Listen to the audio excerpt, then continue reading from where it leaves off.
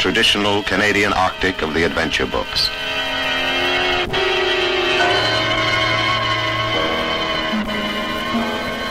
An almost empty archipelago.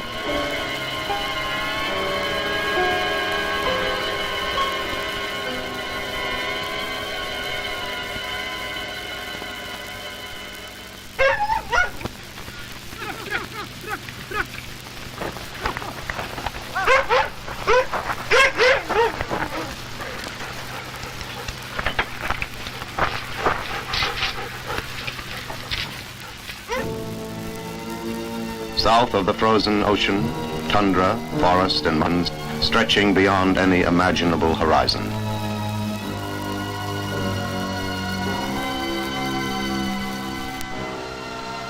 A 1.5 million square miles of silence, disturbed only by occasional nomadic hunters.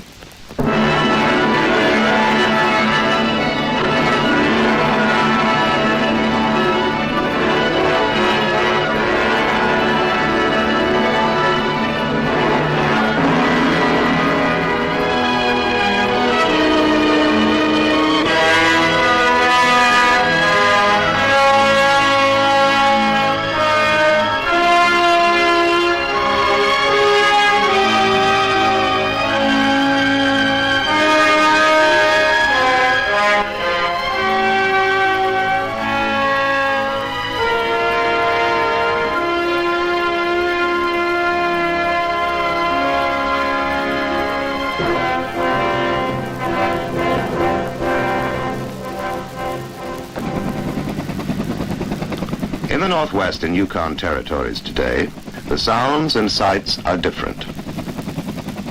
Engines in the air, on the ground, and over the water. An increasing and youthful population, new towns springing up and spreading. In the towns, all modern community facilities. Techniques of the 20th century conquering distance and climate.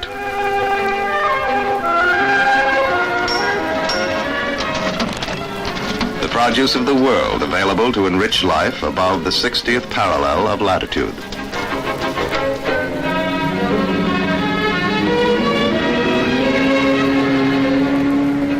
And in exchange, the enormous latent wealth of the North at last proceeding to global markets.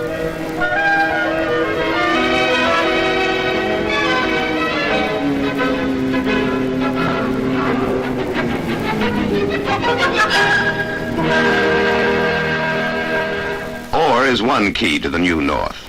Upwards of 35 million tons of lead zinc proven so far at Pine Point and Pyramid, Cominco properties near Great Slave Lake.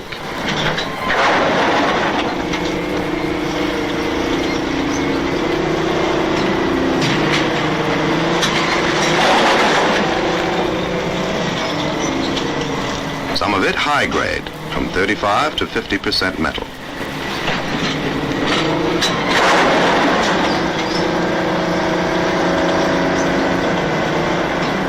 The rest, milling ore, 3 to 4% lead, 7 to 8% zinc. This kind of ore has dug huge pits, built a town and a concentrating mill, and made it economic for the government to build a railroad, hydro plant, and an all-weather highway to service them.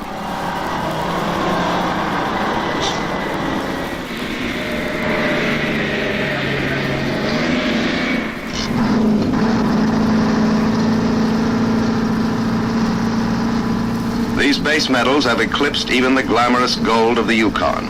In sparking Canada's largest northern staking rush, over 20,000 claims in this general area recorded to date.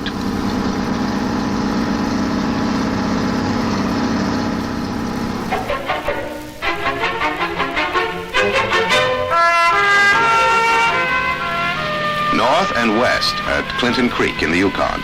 Cassiar Asbestos is opening a new deposit of the valuable fiber.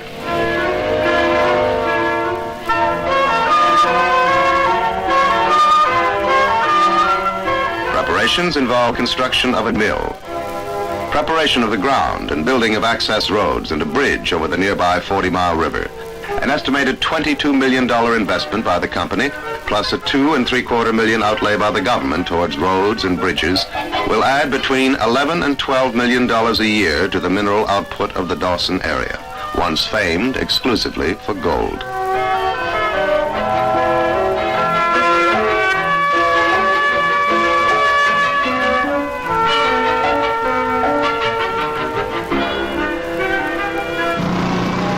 In the Whitehorse copper belt, new Imperial mines have moved into production on the first base metal open pit operation in the Yukon.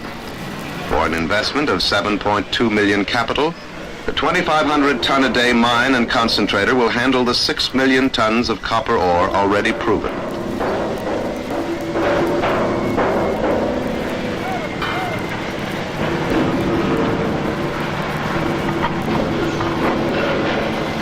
With nearby rail access to Tidewater on the Pacific, this area is a strong interest to Japanese investors.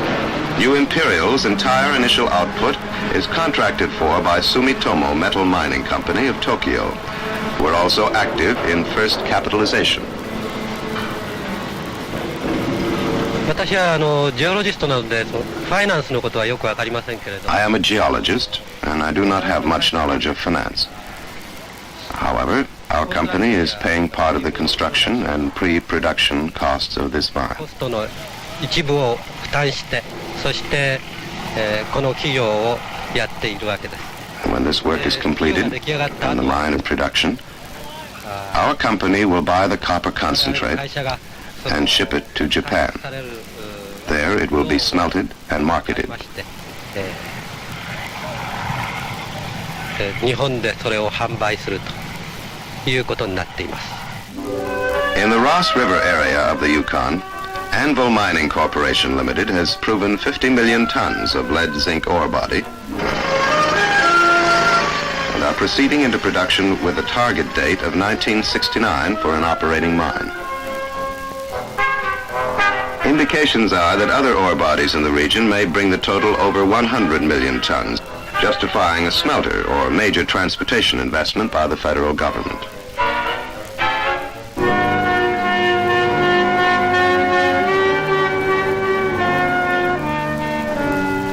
"1,500 miles northeast at Mary River on Baffin Island, a prospect in iron fantastic enough to match the bizarre beauty of the fifth largest island in the world.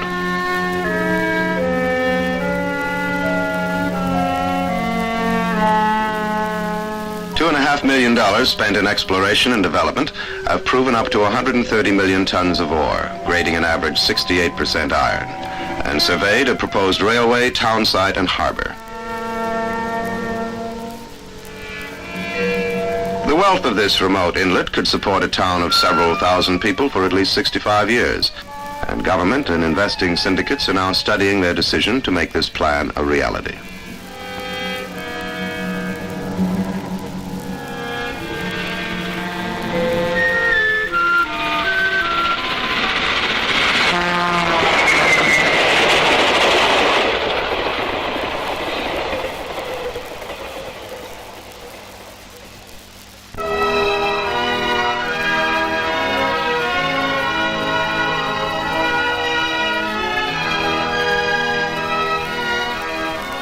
These are only 5 of many discoveries which have pushed the territory's mineral output over the 100 million a year mark. Gold at Yellowknife, Dawson, Tundra, Mount Freegold, Mount Nansen. Silver at Echo Bay, Casino Creek, Quetzal River, and Carcross. Lead zinc at Van Gorda, Keno Hill, and Swim Lakes. Iron at Crest as well as Mary River. Copper at Coppermine River, Dismal Lake, and Traffic Mountain. Tungsten at Flat River. nickel at Quill Creek and White River, coal at Carmax, antimony near Carcross. 25 discovered minerals, 9 already being mined. And many more finds are anticipated. For these North American regions, the Cordilleran in the west and the Precambrian in the center and east, have already produced the great mining areas of New Mexico, Nevada, Utah, Colorado, Idaho, Montana, and British Columbia, of Minnesota, Michigan, Ontario, and Quebec.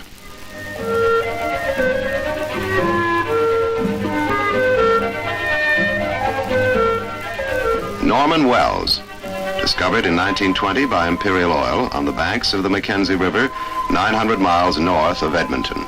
It serves the Mackenzie Waterway and most of the western Arctic with fuel oil and gasoline.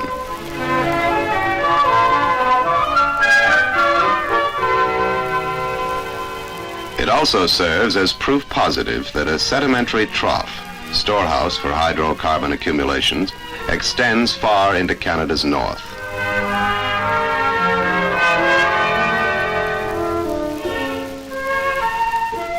Pointed Mountain in the Northwest Territories, Pan American Petroleum Corporation's Wildcat Well, 25 miles north of the British Columbia border.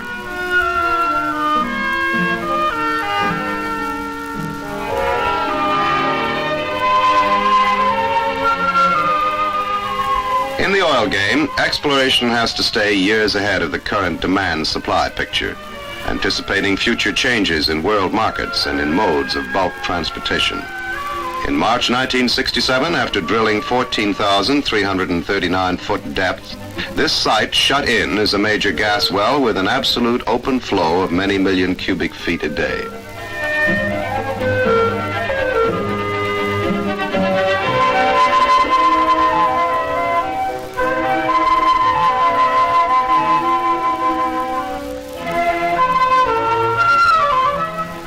Further drilling near this discovery may well justify a pipeline transporting the gas to Mark, Northwest USA.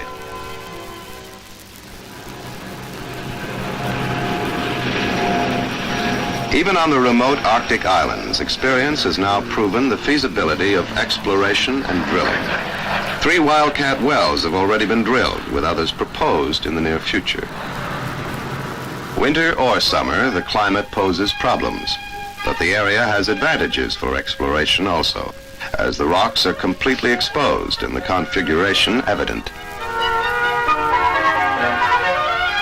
The nature of the sedimentary rocks suggests strongly that huge oil and gas reservoirs lie under the western Arctic.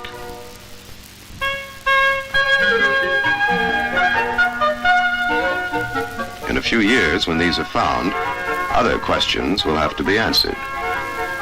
What about world reserves, world politics?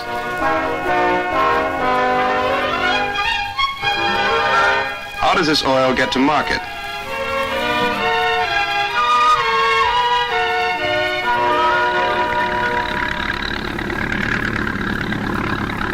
Pipelines, surface tankers, submarine tankers, these are all factors under study in the Arctic oil equation. By the end of the 1970s, the answers will be known.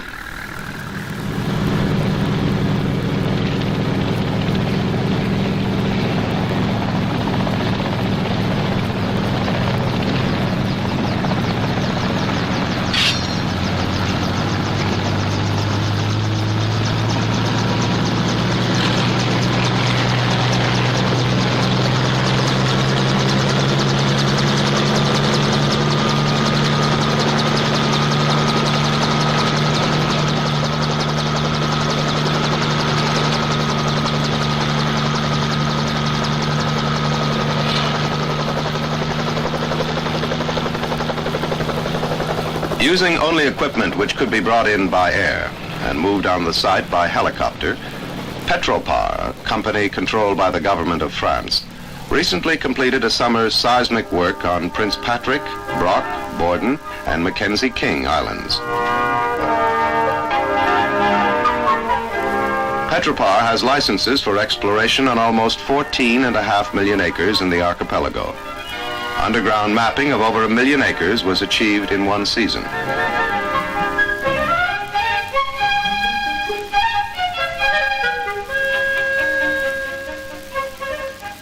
trough of sedimentary rocks extends several hundred miles wide through the territories, down the Mackenzie River to the Arctic Ocean, before trending northeastward through the Arctic Islands.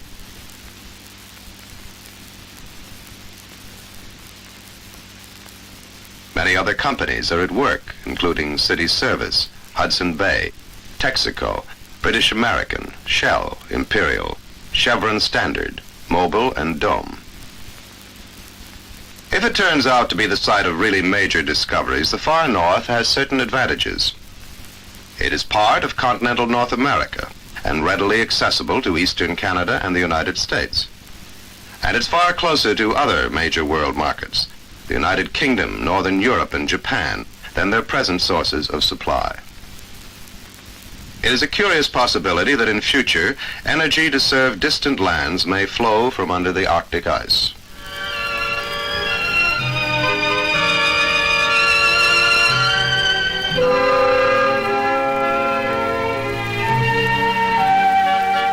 In the high Arctic, the rock is bare.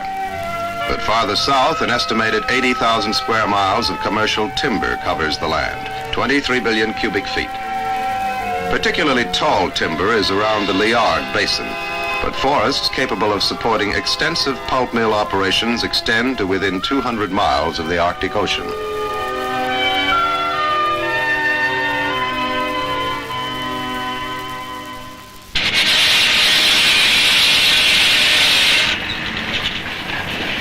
So far, exploitation has been confined to the partial supply of local needs, perhaps 10 or 15 million board feet annually. This is rising gradually, and the potential is there when the time comes to establish major logging operations.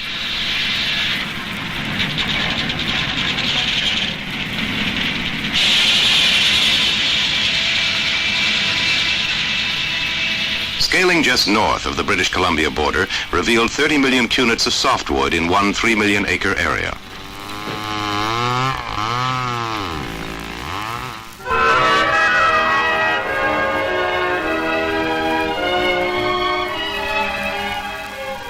A strong government concern is the defense of these forests against fire.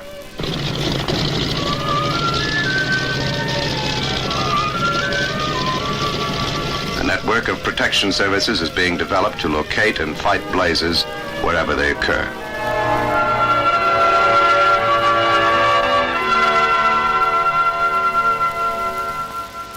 The land mass of the territories is enormous, over a third of the entire area of the country, a domain almost half the size of Europe. But even more astonishing are the huge quantities of water contained in this vastness. Canada stores about 1/3 of the world's fresh water, and much of this is in the north, unpolluted and unused so far. The total water supply of the territories would equal 3 St. Lawrence rivers at Montreal, or 7 Fraser rivers at Vancouver. And the present domestic and industrial demands total only the requirements of one city of 100,000 people.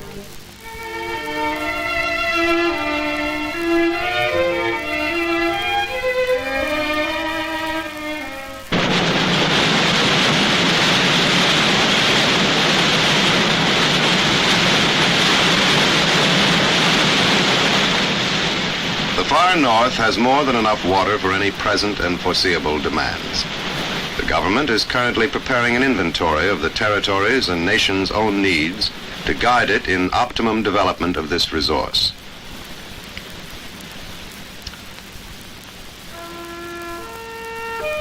On the 3 river systems so far evaluated, the Yukon, the Porcupine Rat Peel, and the South Nahanni, hydroelectric potential at average river flow is some 7.5 million horsepower. Existing development totals only 1/100th of the potential surveyed thus far.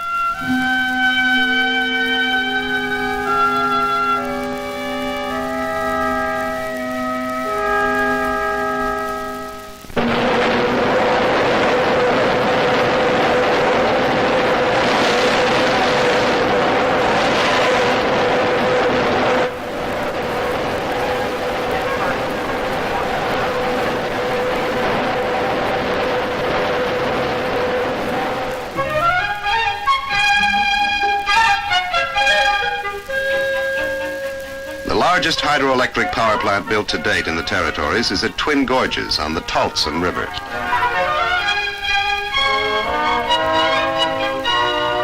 "70 feet high, guyed aluminum towers spaced 1,200 feet apart carry energy from the 25,000 horsepower generating station 170 miles at 115,000 volts.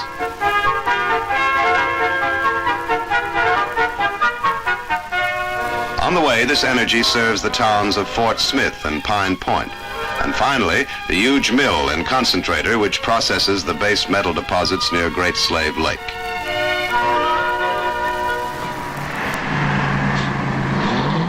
Highly mechanized and highly profitable, the $23 million installation at present processes 5,000 tons of ore a day with a minimum workforce.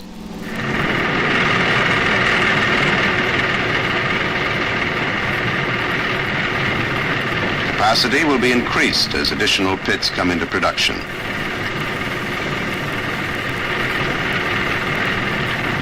Precise electronic controls signal the progress of the ore and measure the results achieved at each stage.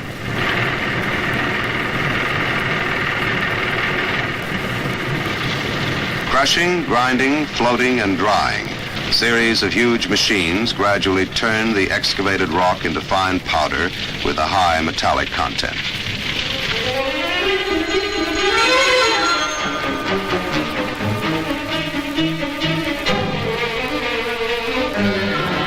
Trained operators can detect malfunctions before they become serious and adjust each phase if needed to ensure a uniform, exact product.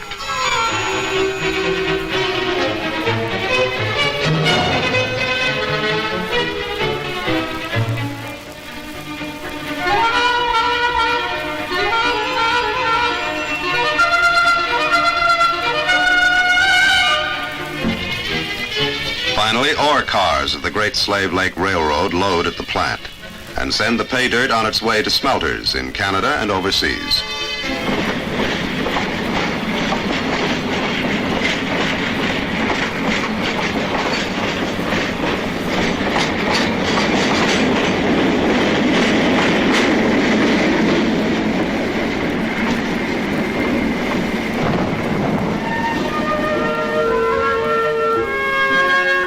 Mining development is a high-risk enterprise, but the financial rewards can be very great indeed, and the potential is there. The mineral production of the Yukon and Northwest Territories is still only about 1% of Canada's total, though over a third of the Precambrian rock in the country lies north of the 60th parallel. The surface, literally, is only scratched.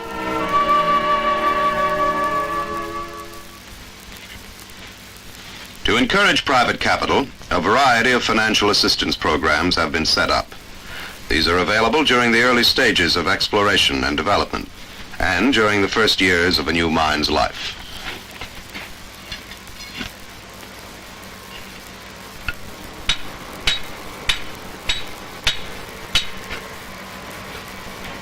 In certain cases, a Northern Mineral Assistance Fund provides amounts up to 40% of approved exploration expenditures. Repayment is required only if minerals are found in commercial quantities. Once a strike is made, other aids are available. Permanent access roads to a property can qualify for a government subsidy up to 2/3 of cost. Other roads, bridges, harbors, airports, and railroads can be subsidized, sometimes completely at government expense, where the size of the development warrants and it is considered that there is to be a general public benefit.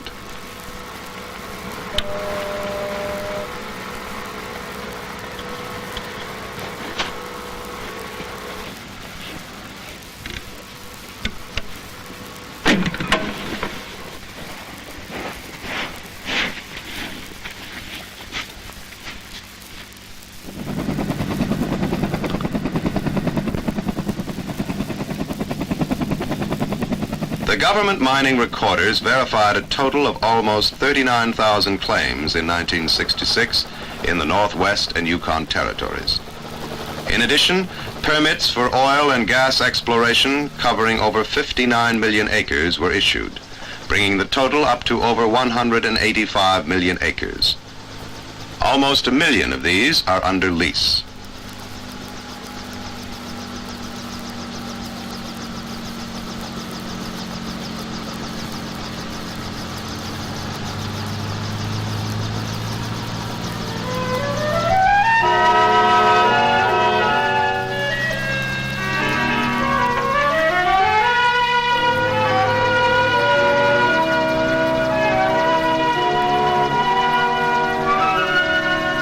Somewhere in the bush, tundra, and rocks, there are other Pine Points, other Yellowknives, other Norman Wells.